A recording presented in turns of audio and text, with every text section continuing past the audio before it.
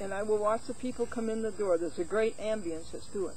And I will say, there's a person in shape, and there's who's way out of shape. And it runs about 3 to 1.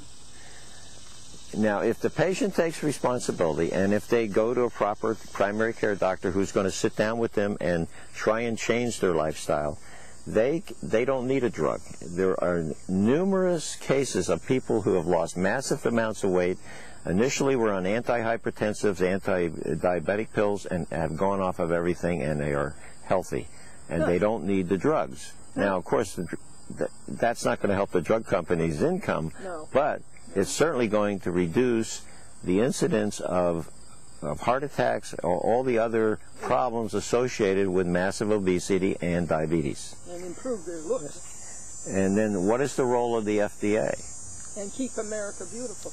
Okay, go ahead, Walt. Let's make sure the FDA is making sure that the drugs are safe when they come out there, and that's another issue. We won't get into that too much. The hospitals, we already talked about, the waste in competition. And let's keep up working on our health care and the abuses. Let's fix our health care. Let's work in stages on the costs and abuses, and let's not dive into a high-cost program without thinking about all the issues and addressing all the issues. And that's all I've got to say about that. I mean, you know, we just can't, I'm not in favor of a government-run program.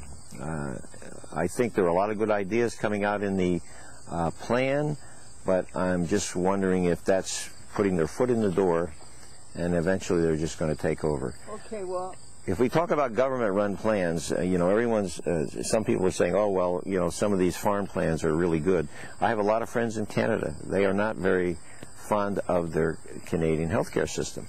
And what Canada has done, to be honest with you, the government has backed off of a lot of the restrictions, and in the provinces where the government has backed off, things have improved. Less government control means better delivery of health care in those provinces, and people are a little more happier than they were before when the government was running everything. France, for example, their copay has gone up because of the expense, and they're thinking about maybe privatizing part of their healthcare system because it's costing the government so much money. And the copays have gone up like 20%.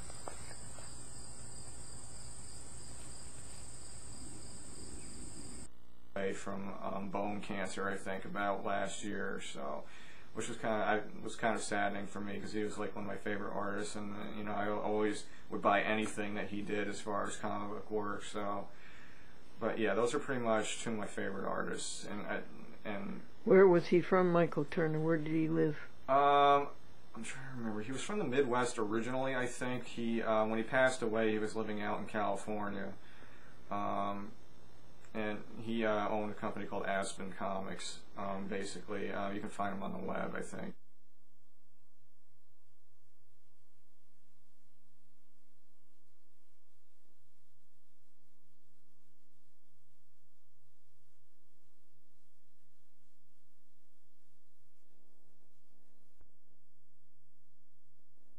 And his friend says, why?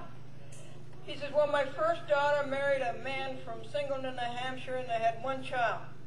My second daughter married a man from Twin Oaks, Missouri, and they had 2 children. My third daughter married a man from Three Rivers, California, and they had 3 children. And his friend says, why are you worried about your 4th daughter?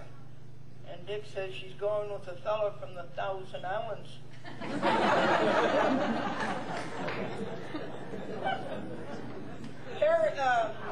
Edgar was talking to God, and he says, God, why did you make Eve?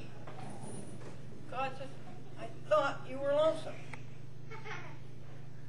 And Ed said, well, God, why did you make her so beautiful? And God says, so you would like her. And Ed says, well, God, why did you make her so dumb? And God said, so she would like you.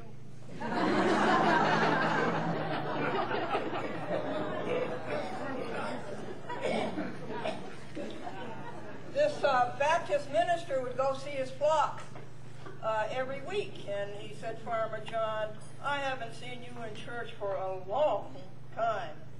And Farmer John says, well, I don't have any good clothes. I just got my farming gear. I don't want to go to church in my farming gear. And the Baptist minister says, oh, we can remedy that.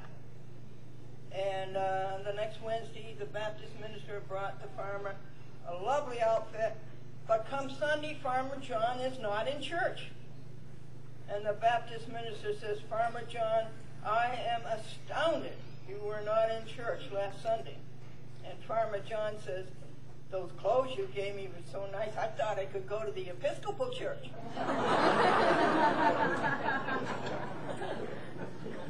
Last story I have for you is that this church had a Bible selling contest.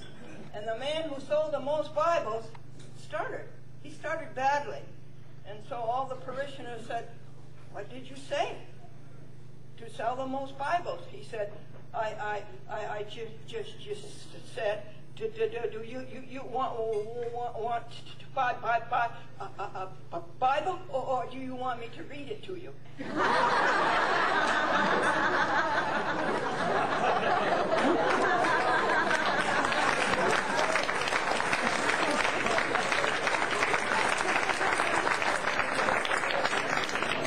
Okay, thank you, Glendora. Okay, now we'll talk about our future reunion. There's a question here. The dog looks up to the man and says, I should have said DiMaggio.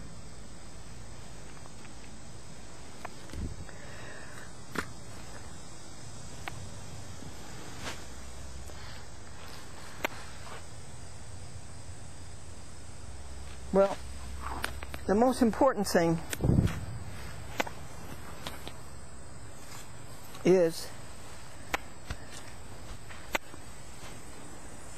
to talk to each other about how easy it is to be happy. It is just so easy. I should have asked Dr. McConnell, where does prayer and one with God, where does this figure in help? Well, I'll tell you where. No matter who you are, and no matter what the disability is, or the malaise is, you go to alone with God the first thing in the morning. And you claim your treasure. God has a treasure sitting there for you, waiting for you. And you've been turning your back on it all these years. Well, you stop doing that, and you go to God the first thing in the morning, and you claim that treasure. And what's in that treasure? Health.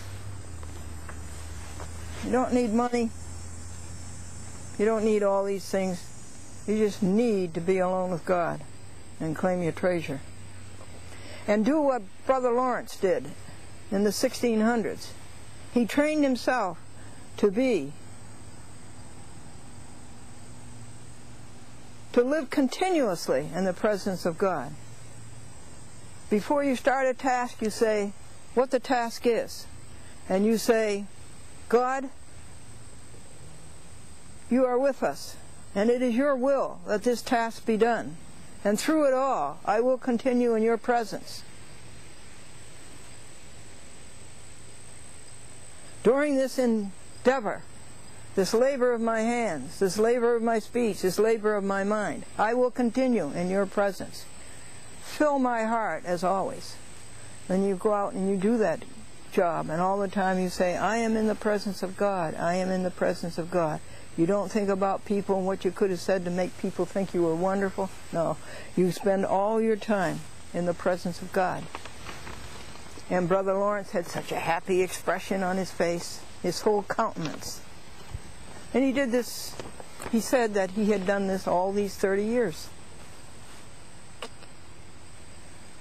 Money-driven medicine, money-driven courts.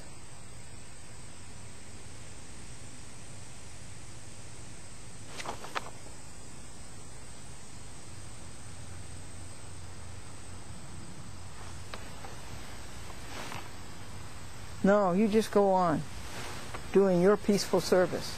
You just go on doing your peaceful service. People come crying and wailing about what they saw on the 6 p.m. news. What good are they doing? Telling you what they saw on the 6 p.m. news. Are they going to go out and help the people? Are they going to do anything about it? No, they're not going to do anything about it. Why wail about it?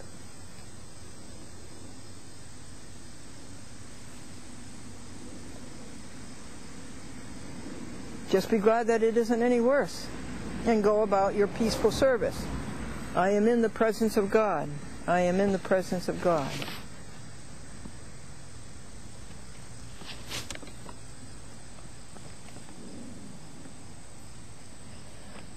Are we weak and heavy laden, cumbered by a load of care?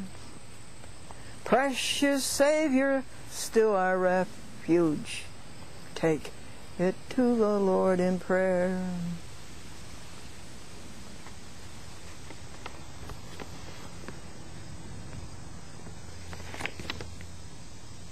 Do thy friends despise, forsake thee? Take it to the Lord in prayer. In his arms he'll hold and shield you. Thou wilt find the solace there. That's your greatest friend of all time. You don't need any more. And your greatest wealth, your greatest audience, your greatest appreciator, your greatest supporter, your greatest helper, your greatest doctor.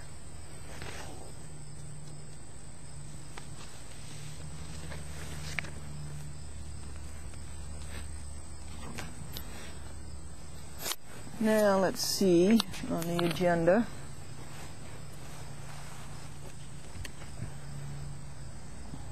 It's wonderful. It's salubrious is a better word, to have the children show and to teach children. The same thing to teach adults, to teach you, teach myself. Count blessings. Count blessings every hour, 15 of them. Every 15 minutes rejoice about something. What do we rejoice about right now? This blue sky. These billions and billions of leaves that God makes. And these plants. No vacuum allowed. Plant in every square inch. Health. Strength. Colors, the beauty of the heavenly bodies, and that they're there, all the time they're there. And how you watch the moon rise over here, or over there, and you see all of it sometimes, you see a little bit of it sometimes, you see half of it, you see a tiny slit of it, and the sun. You will run out of time before you run out of blessings.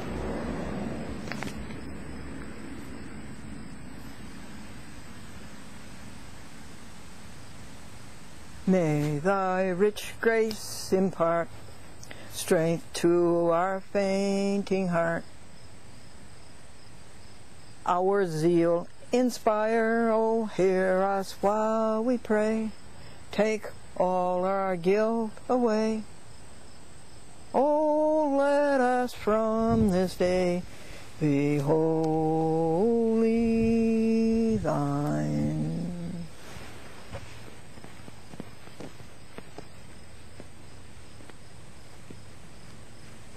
Well, what can I do to get us to do this? I'm closer to it than I've ever been before, and I'm the happiest I've ever been before. I don't want anything, except, of course, that you be that happy.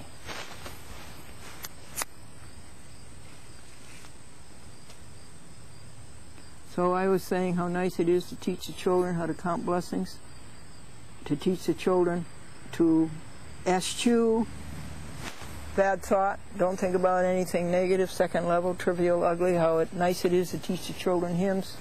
Hymns are very, very helpful. You can It's very easy to think of a hymn, and a hymn is a good way to pray for somebody you don't like. You can sing them a hymn when it's very hard to pray for them.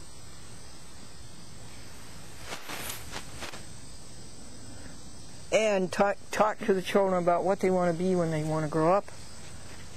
Parents spend $40,000 a year, 4 years of college, and they come out at 22, they still don't know what they want to do. So you think early on what it is that God created you to do better than anybody else. You can do something better than anybody else can do it. Find out what that is, do it all your life, and as I told David Letterman, that will make you happy. Keep a joy book. Your joy book is your email to God. I will write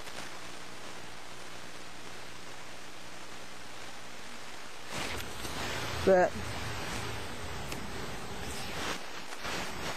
my TV audience and myself are talking to each other interactively, how to make each other happy.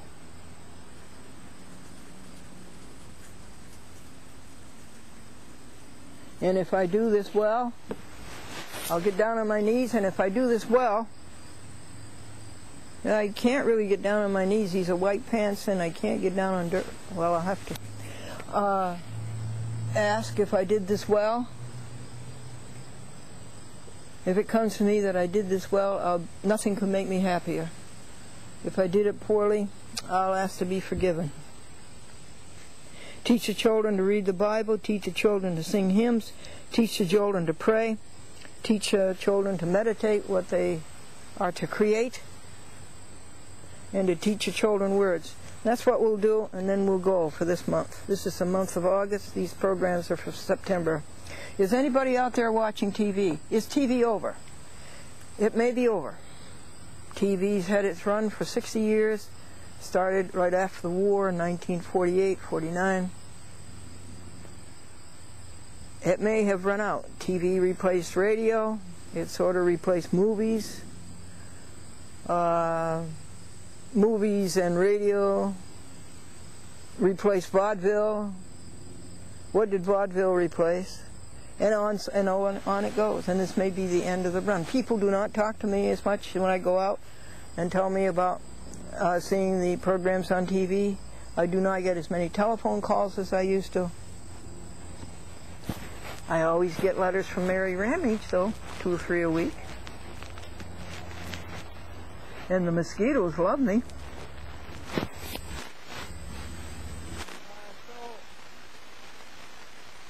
What shall I do? I may continue the 2009 goal to make sure that A Chat with Glendora is in the top 10 markets. And I think we've got most of them. We've got New York. I think we've got Los Angeles. We've got Boston, Houston, Atlanta, Washington, D.C., Philadelphia we're working on, Dallas we're working on, San Francisco we're working on, Miami doesn't have it, Detroit doesn't have it, but we'll have to find out some way. And is that in Chicago? Maybe we'll finish that out, and the ones that we've started. But it just could be that after that, and that'll be something like 80 TV stations, we won't do it anymore. It was 120 hours in the month of July to do the programs for this August. It was $150 for the postage. It was $50 for a new character generator. It was $100 for DVDs. There was something else too.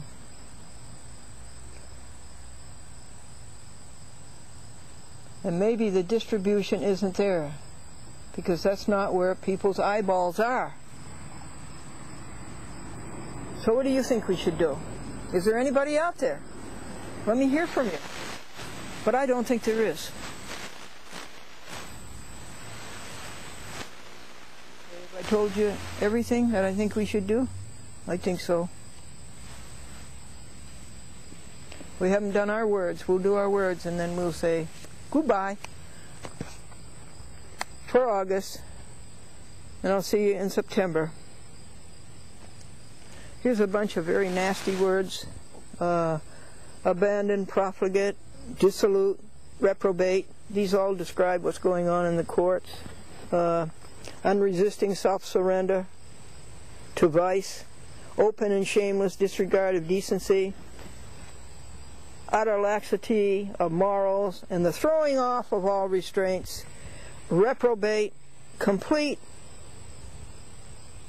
insensibility to reproof. Let me see if I can find some good words. Here's a very good word. Abide with me, fast falls the evening tide, the darkness deepens, Lord, with me abide. When other helpers fail in comforts, flee. Help of the helpless, Lord, abide with me. Abide, to await expectantly, to bear patiently, to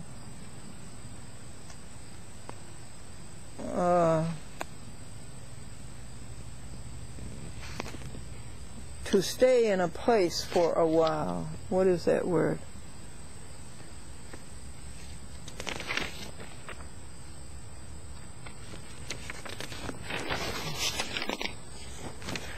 To dwell,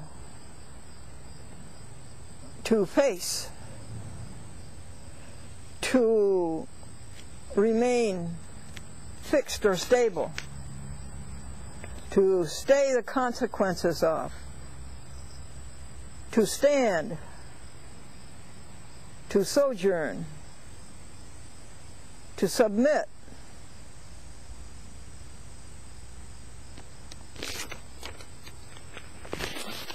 to tolerate, to wait for. Why can't I find the definition for it? Well, that's most of them. That's a nice word. Ability, the state or quality of being able. Nice to think about that one. The power to perform. Ability, power to perform. Spiritually, morally, physically, mentally, legally.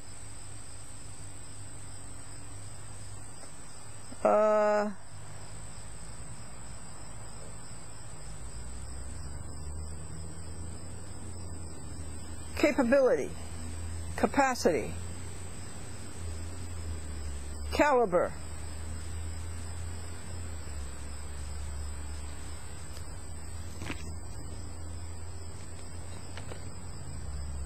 competence,